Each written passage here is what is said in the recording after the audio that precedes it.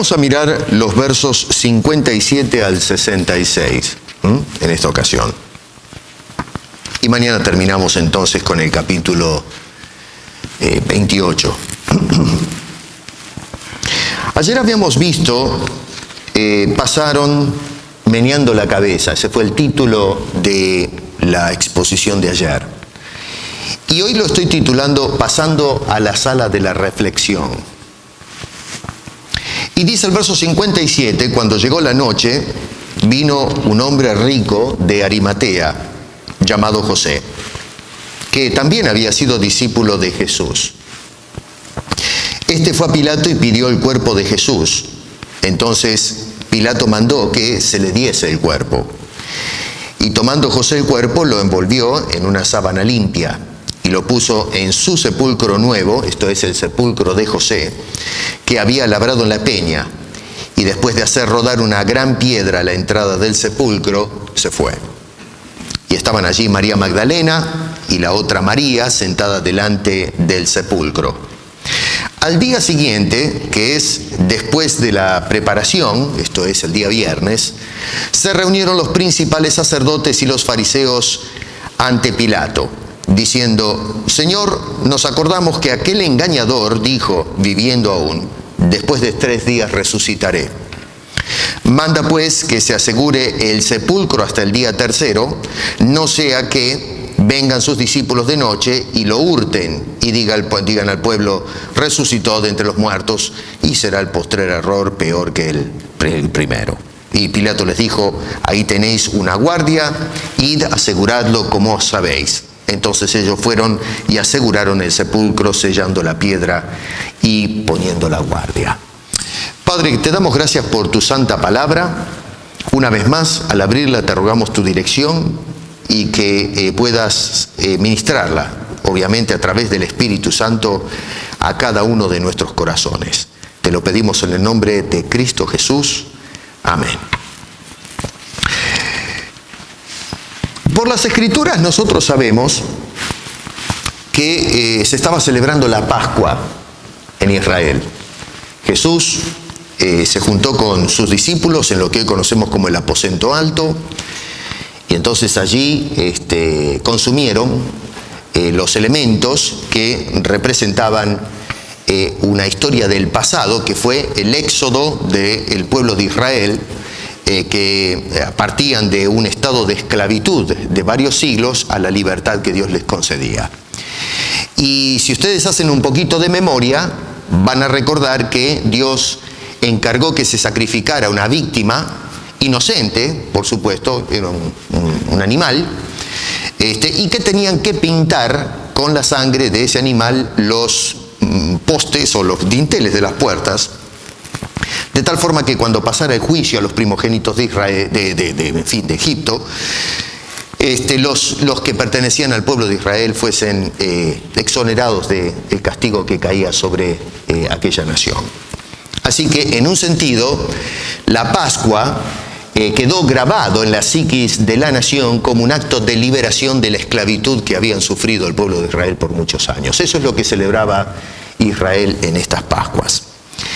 Y ahora nos dice el apóstol Pablo que esta es nuestra Pascua, la de los cristianos, esto que sucede con Jesucristo. Y así como en el antiguo Israel, la Pascua recordaba la liberación de aquella larga esclavitud, ahora la Pascua nuestra, que es Cristo Jesús, con su sangre nos libera de la esclavitud del pecado. Así que eso es algo muy importante para tener presente, porque quiere decir que la primera Pascua era un tipo de lo que nosotros estamos recordando en este fin de semana. Jesús también fue crucificado el día viernes, eso ya lo sabemos, ayer estuvimos hablando de esto, más o menos a las 3 de la tarde. El día de los judíos, el calendario judío funciona un poquito diferente al nuestro, nosotros medimos de 0 a 12, pero para ellos el día termina a las 6 de la tarde y ya a las 6:01 comienza el nuevo día. De ahí el cómputo. Muchos dicen: ¿cómo puede ser si Jesús murió el viernes? El sábado es el segundo día, el primer día sería el sábado, el segundo día es el domingo, pero tenemos que tener en cuenta que el viernes después de las 6 tenemos 2 días. Viernes antes de las 6 es un día, viernes después de las 6 es el segundo día. Por eso es que nos da justamente el cómputo de 3 días desde que fue crucificado hasta la resurrección. ¿Qué pasó el día sábado? Ayer estábamos recordando los eventos de la cruz el día viernes. Pero el día sábado fue un día, pienso yo, de reflexión para toda la gente.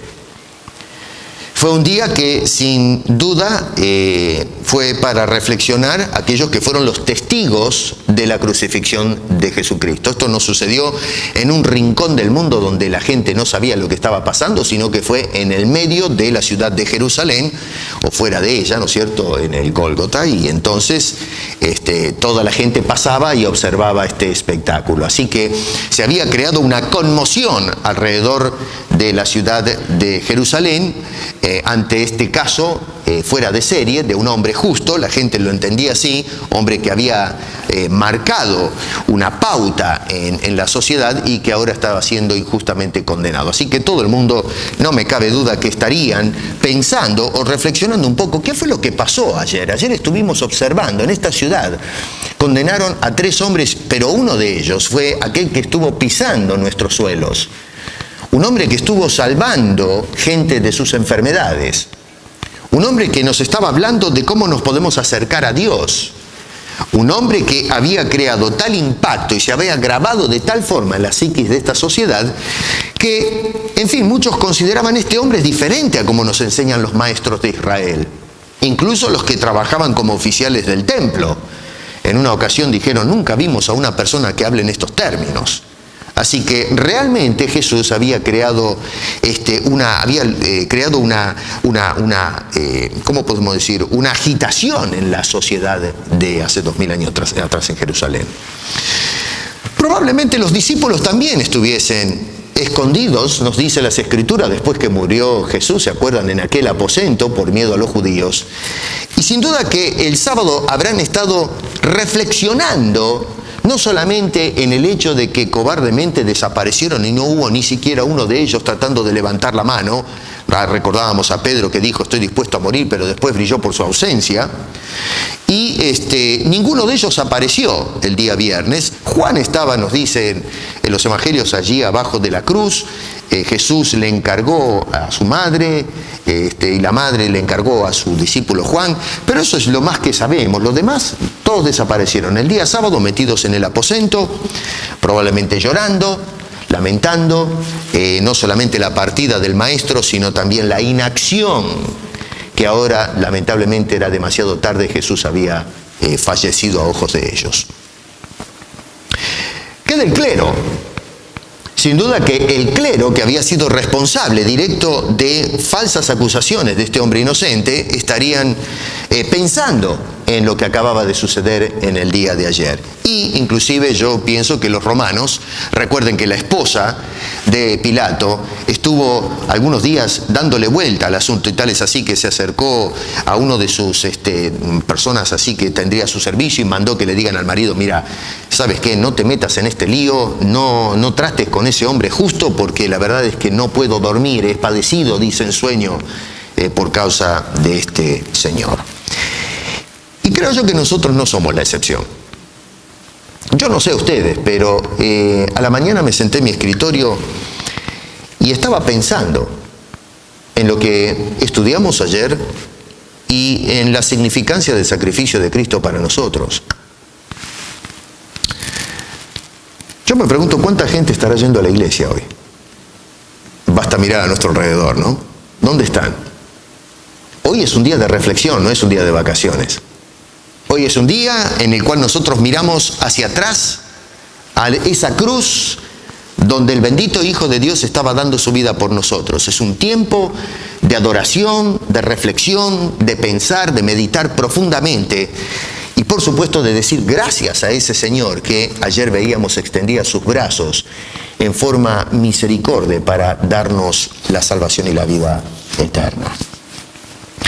Es difícil, creo yo, imaginar que después de tanta conmoción producida con el juicio y muerte de Jesús, el pueblo hubiese perdido de vista los acontecimientos y todos en Jerusalén pienso que estarían hablando, aquí o allá, estarían hablando mientras por supuesto se celebraba la Pascua acerca de lo que acababa de ocurrir, ¿no?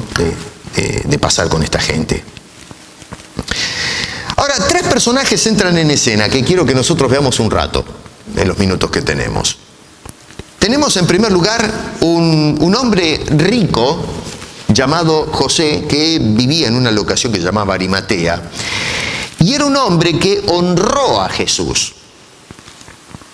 Fíjense allí en los versos 57, por ejemplo, que dice: cuando llegó la noche, estamos todavía en el día, lo que llamamos el viernes, y probablemente fue antes de que comenzara la Pascua. Es un poco difícil determinarlo esto. Algunos dicen de que era entre las 3 y antes de las 6. No sé si puede encajar eso, porque cuando dice de noche, eso quiere decir que más bien ya pasaron las 6 porque el sol había caído. De lo contrario no sería de noche. Así que ya entraríamos en el día sábado. No lo sé, pero lo importante es que este hombre dice llegó, José de Arimatea, que también había sido discípulo del Señor. O sea que después de los acontecimientos de la cruz y todo el mundo haberse disperso cada uno a sus lugares, algo estaba sucediendo en la cabeza de José. Él podría haberse ido tranquilamente a su casa como todos los demás. Pero mucha gente se dispersó. Vamos a ver que las mujeres se quedaron también. De los discípulos no sabemos nada. Pero este hombre, dándole vuelta al asunto, dijo: no, esto no puede quedar así. Y nos dice la Escritura entonces en estos detalles que después de los eventos de la cruz puso manos a la obra. Yo pienso que hay mucha gente, no sé, después de haber considerado los eventos de la cruz, volvemos cada uno de nosotros a nuestros quehaceres, a nuestras actividades. Suficiente con haber estado en la iglesia el día Viernes Santo y después ya no necesitamos más pensar en lo que Cristo hizo a nuestro favor. Y se vuelven a sus quehaceres, francamente, como si nunca hubiese sucedido realmente los eventos de la cruz. No se piensa, no se reflexiona el impacto que la muerte de Cristo tiene para cada una de nuestras vidas. Este hombre, sin embargo, no pudo quedarse inactivo. Él dice: yo tengo que ponerme en acción, necesito hacer algo con relación a este hombre justo. Y esto es importante porque la gente usualmente no piensa más allá de la cruz. En la actualidad, estuve mirando en estos días que en Filipinas hay personas que se clavan en madero. Hubo varias personas que, y todos los años, se hacen crucificar, literalmente se hacen clavar metales en los cuerpos, en las manos y en los pies, para evocar el sacrificio de Cristo. No tiene ningún valor salvífico eso, francamente. Bíblicamente hablando no tiene ningún valor. Tendrá un valor para el individuo que, no sé, quiere de alguna manera emular el dolor, la agonía de Cristo, pero por más clavos que nos metamos en el cuerpo y por más que tratemos de imitar lo que Cristo hizo, el único que nos puede dar salvación es Cristo Jesús, no nosotros clavados en un madero. No vale ese sacrificio absolutamente para nada, sino para impresionar a la audiencia que está mirando todo eso. Por ejemplo, fíjense en que su conducta social, verso 57, no lo distrajo de darle honor a Cristo. Por lo pronto dice allí que era un hombre rico. Y piensen un poquito en esto, porque si es un hombre rico, el mundo y la sociedad le ofrece distracciones que lo pueden apartar y distraer de lo que acaba de suceder en la cruz del Calvario. Lo espera una sociedad y tiene los medios económicos para ir y distraerse, como en esta sociedad de Toronto. Nosotros podemos salir un viernes, aunque está todo cerrado, pero de todas maneras el que tiene plata puede ir y buscar la manera de encontrar un medio de distracción. Hoy sábado, creo que algunos de los negocios están abiertos, y no todos, y otra vez la gente lo que hace es abrir la billetera y tratar de escapar a esta fecha y distraerse, entregarse a algún tipo de diversión. Pero no con José. La plata no se le fue a la cabeza. Este Este hombre, a pesar de que tenía los medios para distraerse, estaba totalmente conectado con los eventos de la cruz. Es decir, que no permitió bajo ningún punto de vista que su posición social o económica lo distraiga de una obligación moral que tiene ahora con la persona o el cuerpo del Salvador que ya había expirado. O sea que este hombre lo que tenía era sus ojos clavados en la persona de Jesús y no en lo que ofrece el mundo y la sociedad. Aquel que es el autor y el consumador de nuestra fe. Un lindo ejemplo por parte de este señor oscuro que la Escritura dejó grabado en la historia. Cuidado, hermano, mira, déjame decirte esto. La sociedad donde nosotros estamos viviendo ofrece una cantidad de distracciones impresionantes. Y cuidado, con esto yo no estoy diciendo que no... a veces los cristianos somos acusados de ser unos fanáticos que no dejamos a la gente divertirse o salir. No, eso no es cierto. Y si alguien enseña eso, está equivocado. Porque sí es cierto que la Biblia dice que el mundo como sistema filosófico está contra Dios. Pero no quiere decir que no podemos disfrutar las bendiciones que Dios nos da en este mundo. No nos olvidemos que Dios creó al mundo y dijo que el mundo era bueno en gran manera. Que luego, lógicamente, quedó afectado por las razones de la caída. Quedó permeando la sociedad de pecado, es otra cosa, pero lo que tenemos que usar es el discernimiento y disfrutar la naturaleza, distraernos, salir, divertirnos un poco, pero en una forma santa, en una forma sana y agradable. Pero cuando esas diversiones de la sociedad nos apartan de nuestra obligación moral en cuanto a Cristo se refiere, estamos en un serio problema.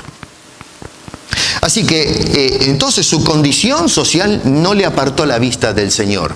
La segunda cosa es que siguió siendo un discípulo de Jesús a pesar de los riesgos que implicaba esto. Porque fíjense, en verso 57 dice, había sido discípulo de Jesús. Y está en pasado porque Jesús acá ya terminó, murió. A lo menos hasta ahora. Ya mañana veremos que este mismo Jesús resucita.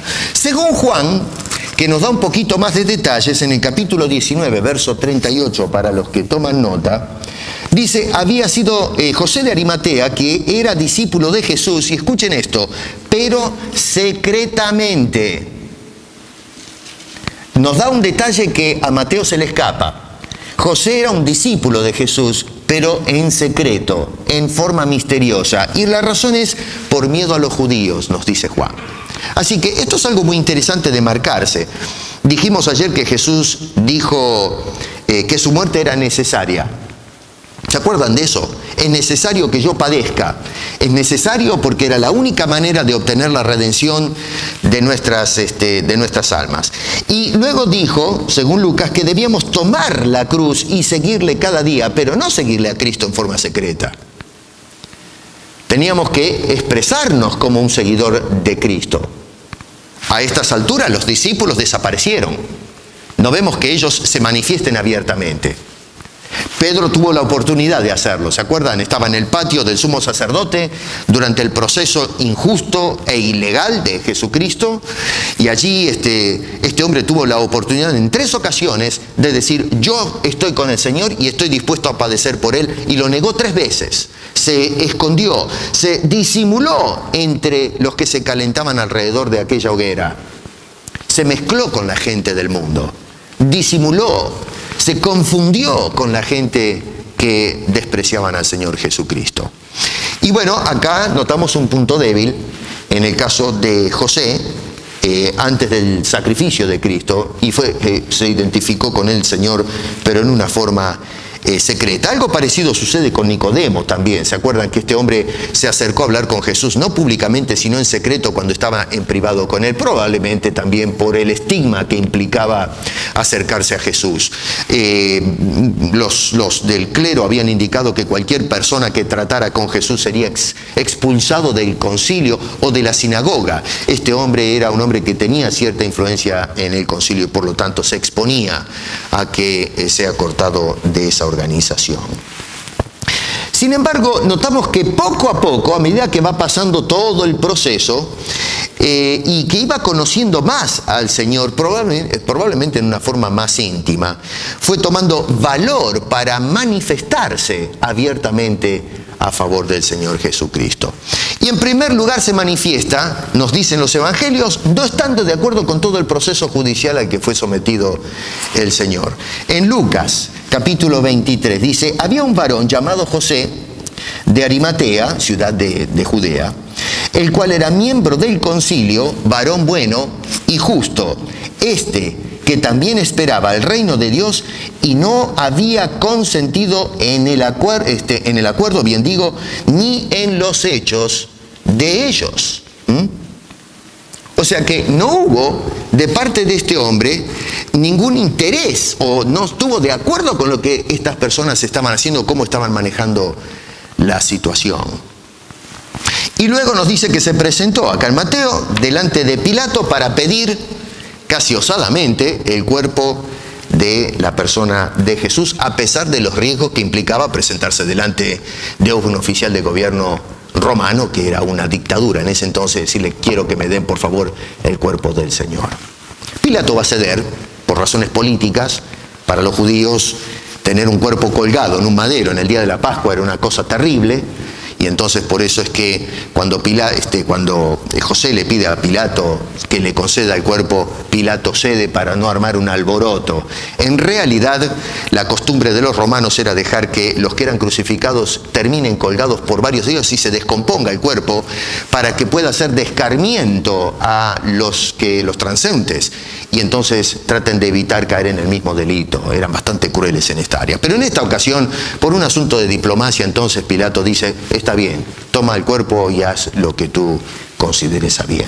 Así que notamos que por un lado se expuso a los líderes del concilio al ir a buscar el cuerpo del Señor, y por el otro lado también se expone al criterio de este romano, de Pilato, que por ahí podía crearle algún tipo de problema.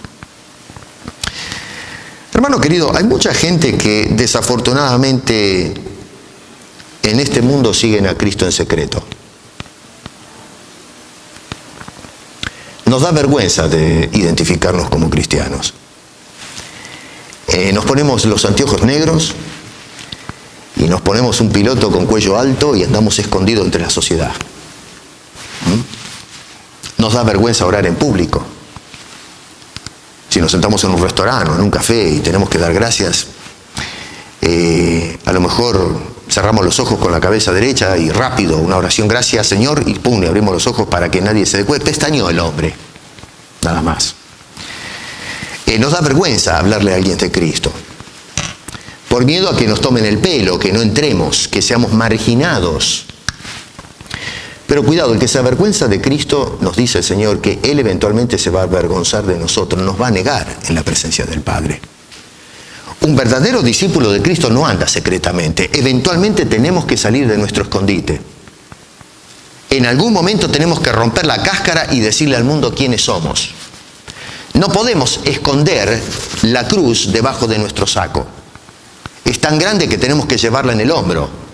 Y no solamente llevarla con el peso que nos dobla, pero tenemos que llevar esa cruz grande y pesada a vista de todos los demás, para que el mundo observe lo que implica para nosotros ser un seguidor de Cristo. Así que gracias a Dios que José, por alguna razón, el Espíritu lo llevó a entender de que no podía esconderse más. Este hombre tiene que salir, saltar a la escena pública y decir: yo soy un seguidor de Cristo. Y eso es lo que vemos en esta situación, de presentarse a pesar de las amenazas del concilio y por supuesto los riesgos que implicaba abrirse a esta fuerza romana que dictaba las cosas en esa sociedad. Y así que entonces notamos que José va a tomar el cuerpo de Cristo a pesar de todos los riesgos que se expone, para darle a Jesús una sepultura digna, a las alturas del honor que merece el bendito Salvador de los hombres. Y dice que lo colocó, si seguimos leyendo ahí, en un sepulcro nuevo. Este era un hombre de plata. Usualmente los sepulcros estaban en una cueva, y entonces los ricos tenían, los potentados tenían la posibilidad de hacer este hueco y para cuando llegara el momento de partir de este mundo ser colocados en ese lugar. Este hombre está donando esa inversión para que Jesucristo, entonces el Rey de Reyes, pueda tener una sepultura digna a las alturas de su persona y de su ministerio. Así que determinó de alguna forma completar un acto de honra, de honor al Señor. Y solamente se fue a su casa o donde sea cuando este hombre terminó de hacer sus oficios. No antes, ni durante, sino al final, cuando este hombre ubicó el cuerpo del Señor en ese sitio. Y es hermoso porque la historia bíblica ha honrado entonces a este hombre para que nosotros hoy lo estemos recordando. En este día de reflexión, hermano, después del sacrificio de Jesús que estábamos mirando ayer, a tu favor y a mi favor, por supuesto, ¿no? ¿Estás dispuesto a salir del anonimato y honrar a Jesús como corresponde? A veces hablamos de cómo está el mundo y la verdad que las cosas están todas al revés ahora, ¿no? En la sociedad. Pero realmente el cristianismo dedicado a la causa no se deja ver. Tenemos fanatismos y unas cosas raras que pasan en el cristianismo, pero no el cristianismo verdadero. Cuando comienzan a ajustarse las clavijas, nosotros realmente tratamos de escondernos, de disimularnos entre los demás. Y saben, uno de los síntomas más claros de que el Evangelio o el seguir a Cristo no está encontrando terreno fértil en nuestros corazones es la falta de presencia en las iglesias de los creyentes. Yo siempre digo que si el creyente no puede obedecer al Señor en lo más simple, ¿cómo hacemos para obedecer en las cosas más difíciles? Si nos cuesta tomar un colectivo e ir a la iglesia por 2 horas, ¿cómo vamos a tener entonces la disposición de poder ir e incluso derramar nuestras vidas, si fuese el caso, si la causa lo demanda, en honor a nuestro bendito Señor y Salvador? Esto nos muestra que hay un serio fallo, una deficiencia en la consagración de las personas. Tenemos que dejar de andar en silencio. Uno de los grandes pecados de la iglesia contemporánea es el del silencio. Se predica desde los púlpitos, es cierto, se sigue hablando, pero el creyente promedio, el individuo que sale a la calle, no comparte su fe con las personas con quien se relaciona. Tenemos que romper ese hábito, mal hábito, por cierto, y comenzar a hacer conocer al mundo quiénes somos y sin ningún tipo de vergüenzas o reparo. Tenemos el segundo contingente acá, que son las mujeres que siguieron a Jesús durante su ministerio. Verso 61 dice, y estaban allí María Magdalena, y la otra María, sentada delante del sepulcro. Y esto es algo que me llama la atención, porque noten ustedes que estuvieron con el Señor hasta las últimas consecuencias y entonces el Señor estuvo con ellas. Y sabemos que estuvo con ellas porque al final, vamos a ver mañana, que se manifestó un ángel y luego eventualmente el Señor. Y qué lindo, porque ellas fueron los primeros testigos del Cristo resucitado. Y esto tenemos que meterlo en el contexto social en el cual la mujer era un habitante de segunda clase. La sociedad despreciaba prácticamente a las mujeres, no las trataba como se debían tratar. Y los judíos, que bien habían sido enseñados a tratar a la mujer con dignidad, en realidad en los tiempos de Jesús, las mujeres no estaban siendo tratadas bíblicamente. Y es por eso que mucha gente opina que, los que profesan la fe judía o cristiana son misoginistas, en fin, que odian a las mujeres o las tienen como un artículo nada más, pero no con la dignidad que se le debe dar.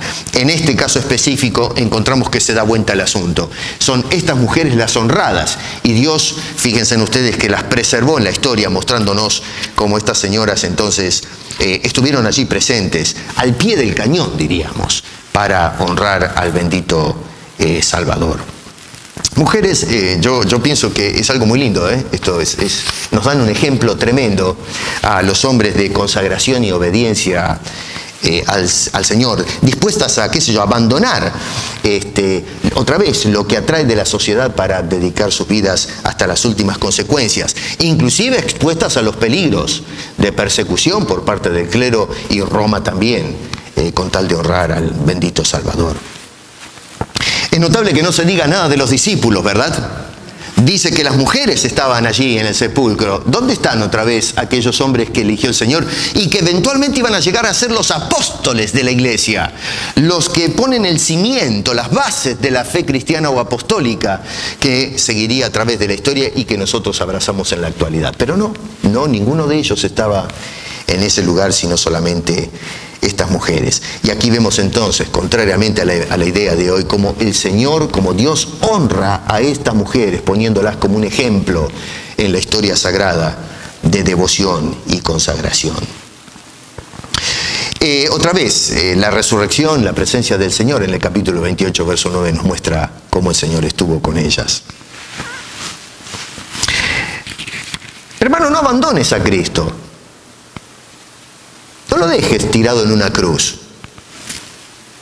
Desgraciadamente muchos piensan que el evento de la cruz es donde empieza y termina la historia de la pasión, la historia de la salvación. Pero nosotros tenemos que continuar después de la cruz.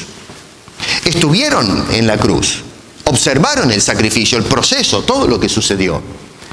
Pero bien podrían haberse ido a casa, pero no, continuaron honrando al Señor aún después de aquel fenómeno de la cruz.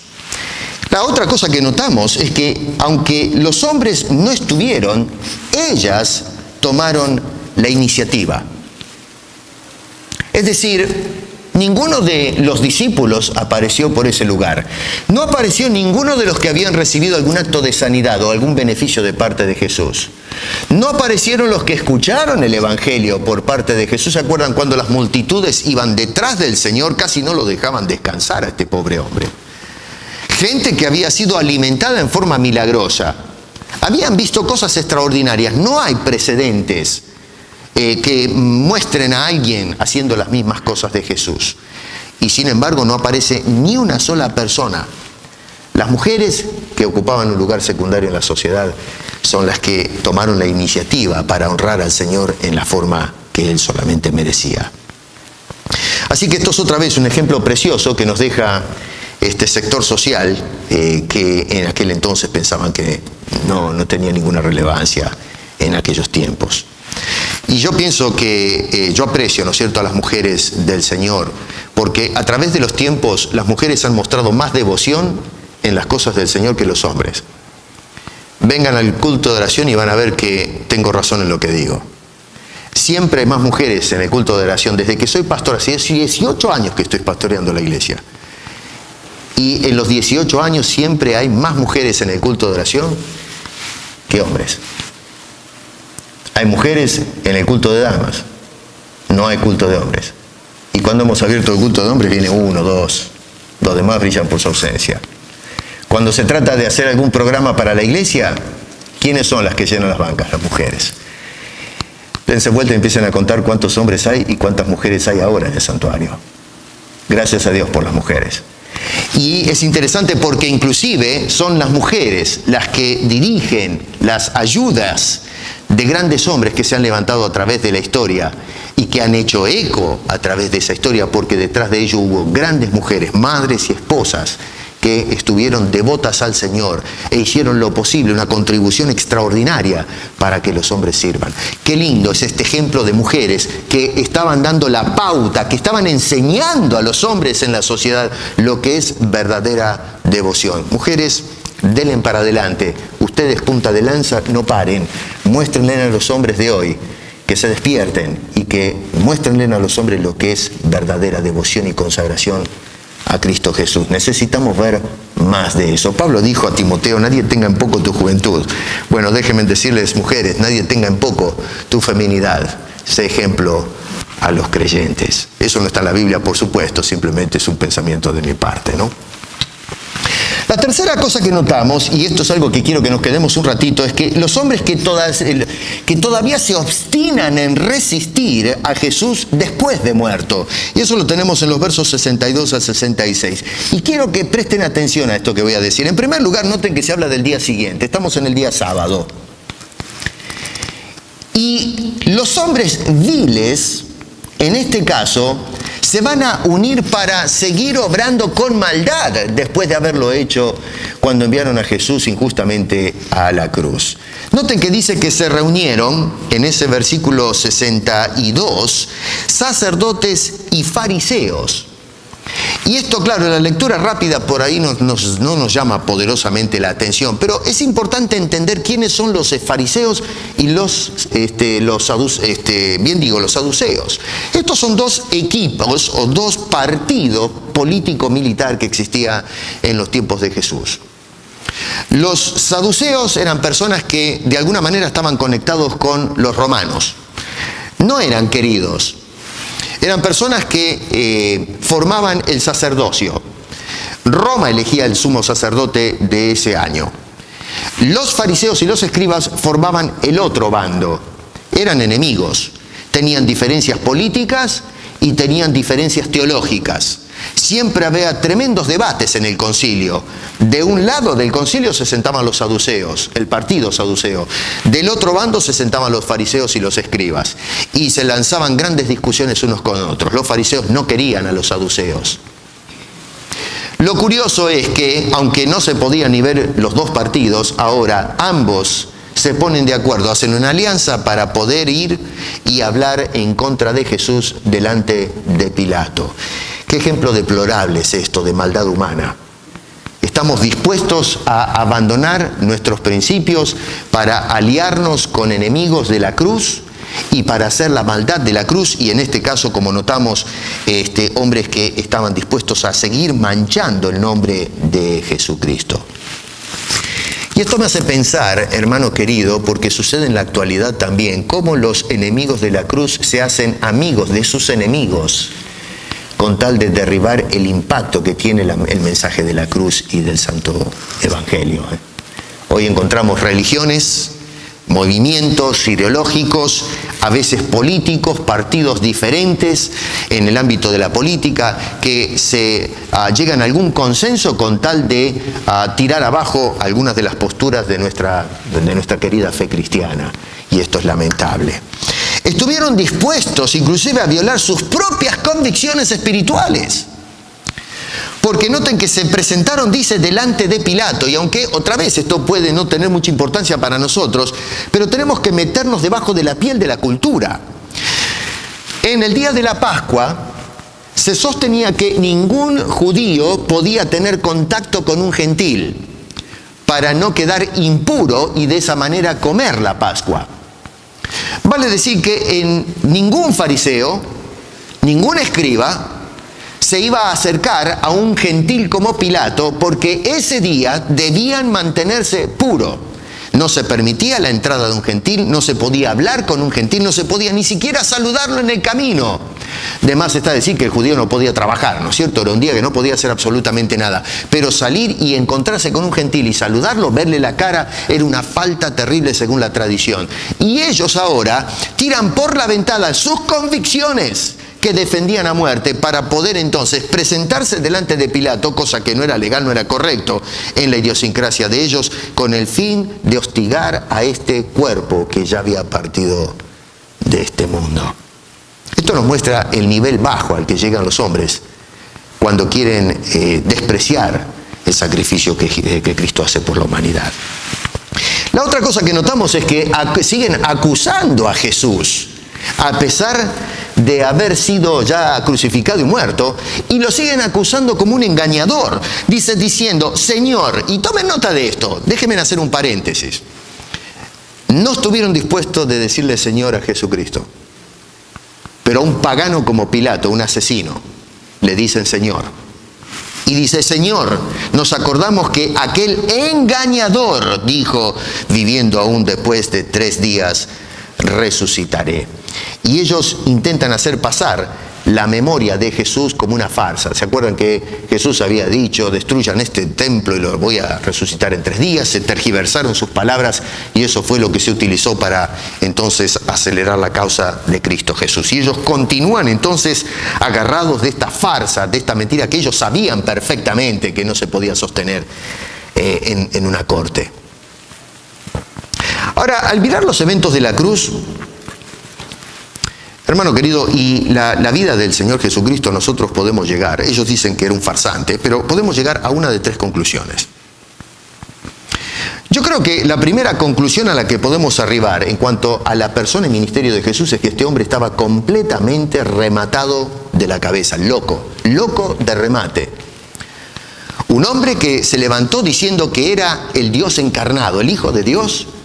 Un hombre que ofrecía un mundo venidero que realmente no existe. Un hombre que andaba allí por los caminos empolvado y sucio, durmiendo en la intemperie, arrastrando a un grupo de hombres, comiendo de lo que podían nada más, viviendo prácticamente en la miseria, sin ningún tipo de sustento. Un hombre que se metía en medio de las tormentas, un loco rematado, un hombre que realmente no sabía ni dónde estaba parado. Pero cuando analizamos la vida de Jesús en una forma objetiva, nos damos cuenta que ese Jesús, que muchos podrían concluir que estaba loco, que necesitaba asistencia médica o terapéutica, no hablaba como loco, no actuaba como loco. Las cosas que nos registra la historia acerca de este personaje no apunta a la realidad de que era un hombre enfermo, mental, que necesitaba meterse en un manicomio.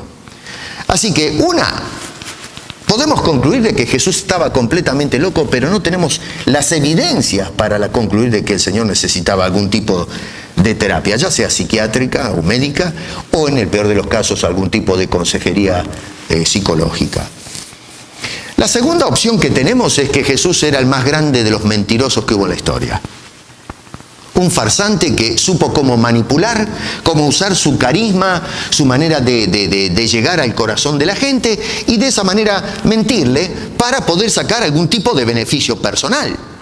Una persona que estafa a las multitudes no lo hace simplemente por divertirse, sino porque anhela, ya bien sea el poder de estar parado sobre la masa de gente, en última instancia para poder tener algún tipo de sustento económico.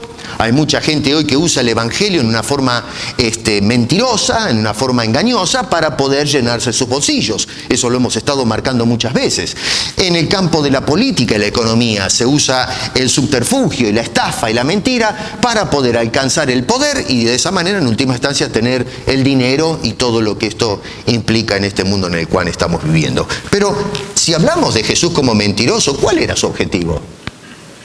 No tuvo y no manifestó ninguna influencia política, no trató de que las masas lo sigan para tirar abajo el gobierno de Roma, no les estuvo pidiendo a las personas dinero para enriquecerse a sí mismo, no se compró una casa, no hizo absolutamente nada que nos muestre que el hombre era un estafador deliberado para poder sacar su propia ventaja.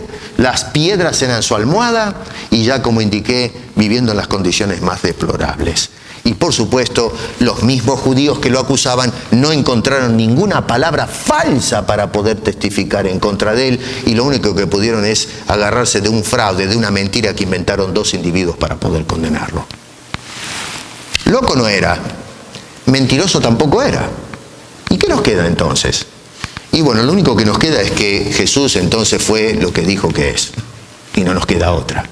Y Jesús dijo: yo soy el Hijo de Dios. Yo soy el Salvador. Yo soy aquel que es necesario que muera en la cruz para la redención de todos los hombres. Más bien ellos eran los mentirosos, no Jesús.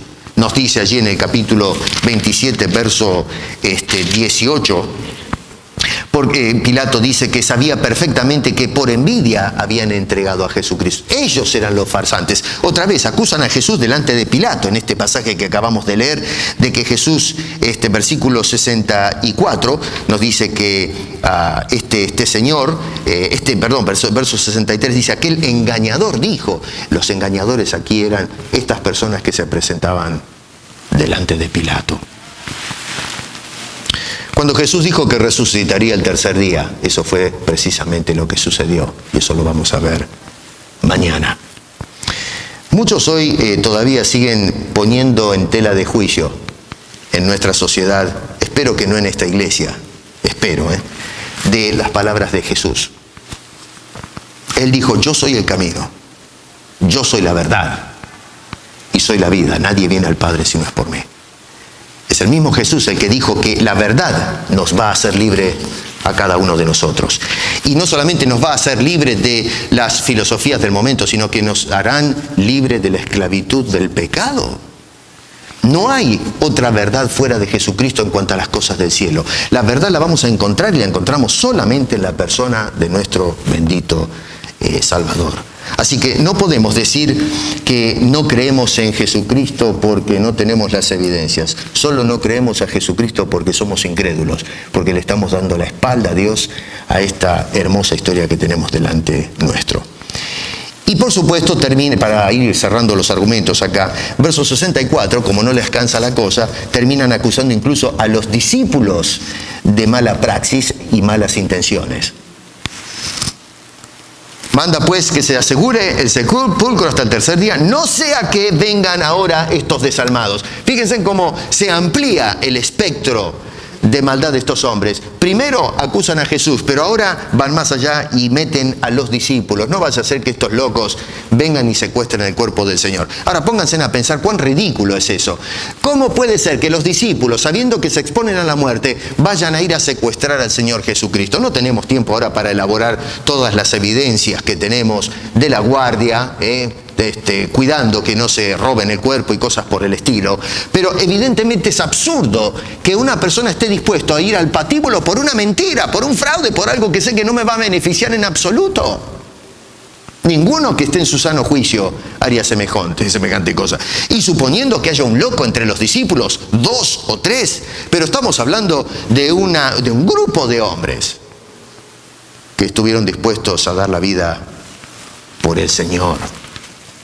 Así que, en definitiva, nos dice la Escritura que fueron y sellaron el sepulcro donde habían depositado el cuerpo de nuestro bendito Salvador con una piedra, como si esto, fíjense ustedes, pudiese tener algún tipo de poder para frustrar la voluntad de Dios y la verdad del Evangelio. Mira, hermano, nosotros podremos rodar una gran piedra que tape la verdad a nuestros corazones, pero nunca vamos a poder tapar la verdad del Evangelio que fluya por todo este mundo y la sociedad. El peor error que podemos hacer nosotros hoy en la sociedad del siglo XXI es que hagamos rodar una gran piedra en la tumba de Cristo. Y puede ser que lo hagamos, pero es una tumba que está vacía, Cristo está vivo, Cristo está libre y Cristo sigue siendo predicado, lo aceptes o no lo aceptes. Desde hace 2000 años que se está contando este mensaje de amor y esperanza. Y lo peor que podemos hacer es hacer rodar todavía esa piedra en el sepulcro de Jesús para mantenerlo allí adentro y que no tenga ninguna relevancia para cada uno de nosotros. Este es un día para reflexionar, entrar a la sala de la reflexión. A lo menos 3 cosas. 1, reflexionar en la vida de Cristo. Número 2, en los milagros de Cristo. Y número 3, en el mensaje de Cristo. Jesús le dijo a Nicodemo, de tal manera amó Dios al mundo, que ha dado a su Hijo unigénito para que todo aquel que en Él crea no se pierda, mas tenga vida eterna. Dios nos tiene en este día mirando hacia atrás, a la cruz, para que veamos las manos de Dios extendiéndose en una invitación tierna a cada uno de nosotros y aceptemos ese regalo de las edades que es la salvación de nuestras almas. Mañana es domingo y el lunes es el segundo día de semana, que es el día laboral. ¿Qué vas a hacer? ¿Qué va a pasar? ¿Vas a volver a los quehaceres como hizo todo el resto de la sociedad? ¿Vas a estar entretenido en lo que ofrece el mundo? ¿O vas a hacer lo que hicieron los grandes hombres de Dios después? De exponerse a la sociedad e ir proclamando al mundo: mi Redentor vive, Cristo está vivo. Y empecemos entonces a proclamar y a manifestar lo que Cristo realmente es para cada una de nuestras vidas. Si nosotros nos avergonzamos de Jesús hoy, el Señor se va a avergonzar de nosotros cuando llegue el momento. Ojalá que podamos entonces, en este día de reflexión, pensar qué tan importante es Cristo para nuestras vidas hoy en el siglo XXI. Y que sigamos el ejemplo de estos hombres que salieron del anonimato, como José y como estas dulces mujeres, que estuvieron dispuestos a exponerse a pesar de las consecuencias en un régimen que era de dictadura y de persecución. Eso es lo que necesita el mundo contemporáneo. Cristianos consagrados y entregados a pesar de las consecuencias. Vamos a orar. Señor, otra vez hemos pasado esta sala de reflexión. Hoy nos detenemos en el día de descanso de los judíos, entre el día de la crucifixión de Jesús y el día de la resurrección. Estamos justo en el medio. Y hemos venido, Señor, para meditar, para pensar un poco, mirando quizás los ejemplos del pasado, de personas que usaron ese día para mirar otra vez lo que estaba sucediendo o lo que había sucedido en la cruz. Ya pasaron 2000 años, Señor, en nuestro cómputo humano, por supuesto. Y estamos otra vez en ese mismo centro, entre la cruz y la resurrección. Y hoy meditamos qué valor tienes para nuestra vida. Ayúdanos a no andar a escondidas. Ayúdanos después de la cruz a manifestarnos públicamente. Antes de la cruz quizás íbamos desconociendo los beneficios de la salvación. Pero de este lado de la cruz todo ha cambiado. Y ahora, Señor, como tú dijiste, debemos cargar la cruz y seguirte cada día de nuestras vidas. Ayúdanos a romper el mal hábito del anonimato y del silencio. Y que podamos hoy, en esta etapa que nos toca vivir, ser tus testigos, ser tus embajadores, para que podamos entonces hacer conocer a los demás este bendito amor, este mensaje de amor, de esperanza para los que están perdidos. Porque te lo rogamos, oh Señor, con acción de gracias en el nombre bendito de Cristo Jesús.